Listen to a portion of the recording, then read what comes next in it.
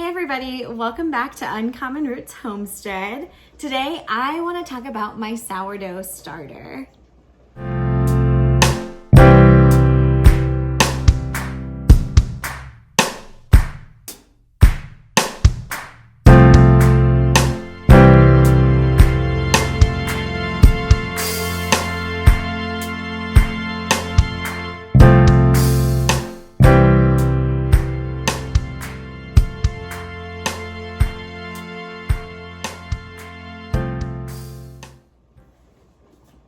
Sourdough is one of the, I'd say, most abstract things when you don't know anything about it. I mean, before I learned how easy it was to start and maintain a sourdough starter, I thought it was something that, only certain people could do, that it was going to be really high maintenance, that you were going to have to, figure out all of these really scientific things in order to not, poison your whole family. But turns out it's way easier than that, thankfully, because I am absolutely in love with sourdough. So today I want to talk about how I feed my sourdough starter. Now, if you don't have a sourdough starter, I'm actually going to be starting a second starter to teach you how to start a sourdough starter. But today I want to talk about how I feed my existing starter. So let's get started.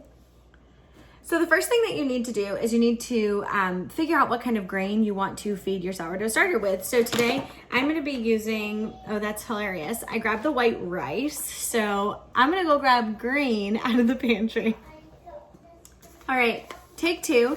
I'm going to be feeding mine with some hard red wheat that I got in my order this month from Azure Standard. So obviously these are whole grain berries. So the first thing that I'm going to do is I'm actually going to mill these so I get a flour. I'm going to be working with the Nutri-Mill. I got this a couple of months ago and absolutely adore it. Before I had the KitchenAid attachment mill, and it's just not ideal for getting flour as fine as you need it to do things like bake bread and have it not be really, really grainy. So I'm gonna go ahead and do that and then we'll come back.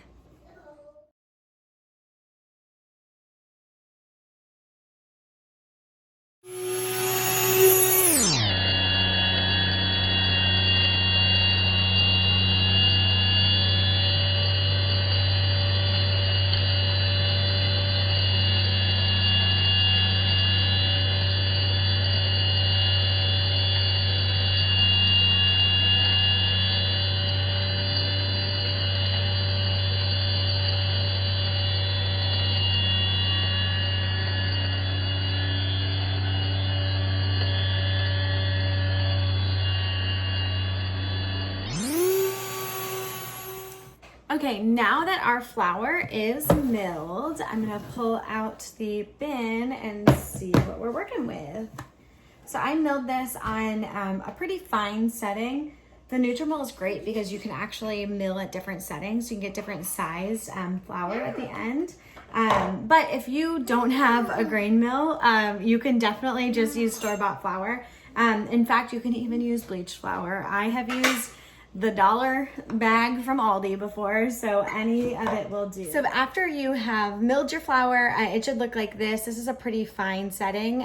Obviously this is gonna be a whole grain flour because I milled the entire grain berry or wheat berry. So I'm gonna go ahead and feed my starter with this today. I've used einkorn flour. You can use some different types of flours as well if you have a wheat or gluten intolerance. I'm not as familiar in those, so I'm not going to give any advice there, but like I said, any type of flour will do from the grocery store. So any white flour, all-purpose flour, any of that will do. So the first thing that you wanna do is take your sourdough starter that you have here, and you're gonna wanna discard about half of that. So I'm gonna do that, and then I'm gonna lower the camera so you can see what I'm doing. So as you're discarding half of your starter, I like to keep all of my discard in a bigger container in the fridge. Right now you can see there's actually not that much in there. But I have a ton of really great discard recipes, and I'll go over those here shortly as I have time to make videos.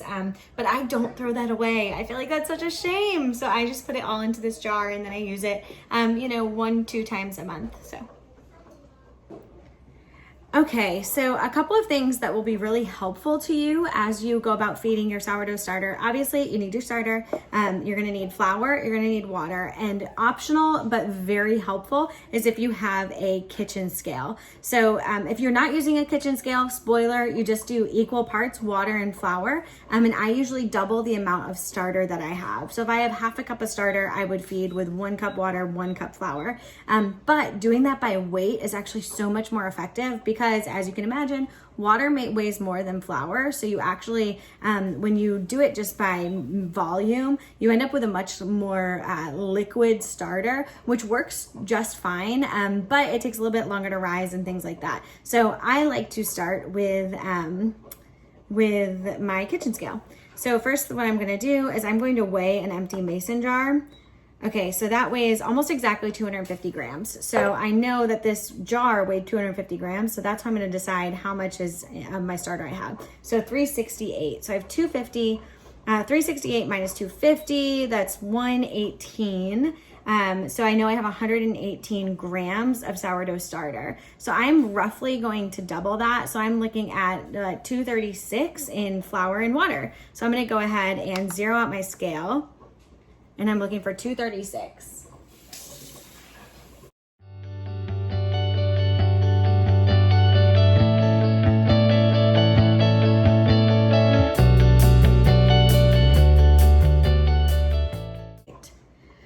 So if you're anything like me at this point, you may have realized that your container is going to be too small for your new sourdough starter. So what I'm gonna do is go and grab a larger container.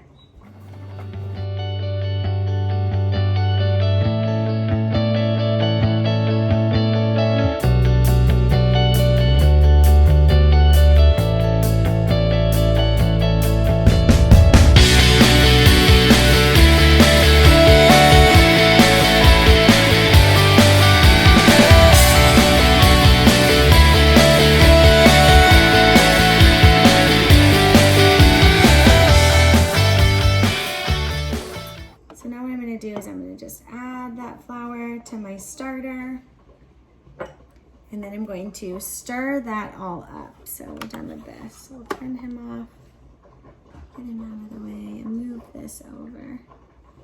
And I'll just get this really well incorporated. So I obviously this time I had a lot of sourdough starter. Usually I have less than that, so I'm looking at like approximately half a cup of each ingredient, but you'll find that like this is a really good consistency for your sourdough starter. It should double in size in the next 4 to 6 hours, and that's how I know that it is nice and active. So I'll bring you back to take a look at that when we're done.